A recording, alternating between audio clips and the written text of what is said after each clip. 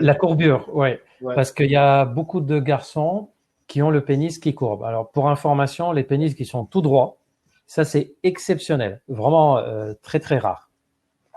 Parce qu'il y a deux corps caverneux dedans et on n'a jamais les deux corps caverneux identiques.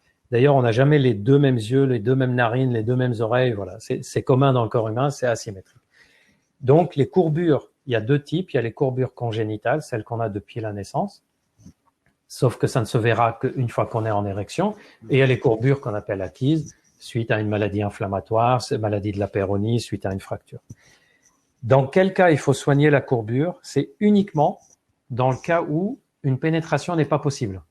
C'est-à-dire, si vous avez une courbure du pénis, mais que vous pouvez pénétrer, il faut juste adapter un tout petit peu l'angle de la pénétration, mais que le rapport sexuel ensuite se déroule sans problème, surtout, on n'y touche pas.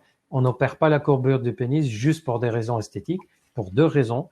C'est que c'est quand même une opération avec un risque, infection, risque de lésion, etc.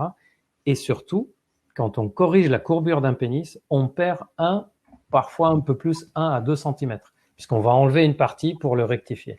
Donc, pour ceux qui ont une courbure de pénis, tant que la pénétration est possible, on n'y touche pas. On s'adapte juste à la forme de la pénétration et on n'en perd pas.